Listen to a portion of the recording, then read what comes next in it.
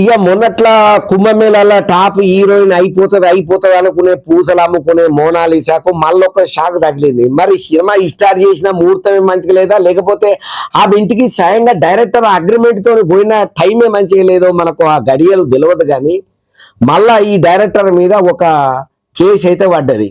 ఆ కేసు ఏందనంటే, ఒక అమ్మాయి ఎవరో గతంలో, ఈమె కాదు మోనాలిసా కాదు, గతంలో ఎవరో అమ్మాయికి అవకాశం ఇప్పిస్తానని చెప్పి ఆమె మీద చేయకూడని పని ఏదో చేసిండట. అది మనం మీడియా ముఖంగా చెప్పలేం కాబట్టి అట్లా చేసినందుకు ఆ పిల్ల కేసు పెట్టింది.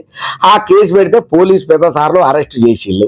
ఇప్పుడు ఈ ముచ్చట ఎరికైన తర్వాత మోనాలిసాకు ఒక్కసారి ఏమంటారు పిడిగచ్చి నెత్తి మీద పడ్డట్టే అయింది. అమ్మ మొన్నటి దాకా నేను హీరోయిన్ అయిపోతా, ఇక రేపు మాపో నేను ఐశ్వర్యాన్ని బీట్ చేస్తాను అనుకున్నటువంటి ఈ పూసలు అమ్ముకునే మోనాలిసా పాపం ఉన్నట్టుండి మళ్ళా నా బతికేంది ఇప్పుడు.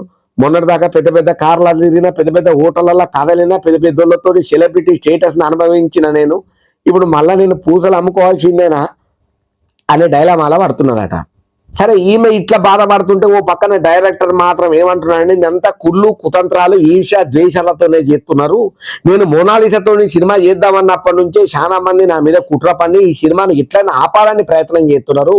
నాకు ఇన్వెస్ట్ చేసే ప్రొడ్యూసర్లను కూడా తప్పుదో పట్టించి నా మీద లేనిపోని మాటలు కథలల్లో అనవసరమైనటువంటి కల్పిత పాత్రలు ఉన్నాయని చెప్పి భయపడేటట్టు నాకు వచ్చే ప్రొడ్యూసర్లను కూడా దూరం నూకేస్తున్నారు.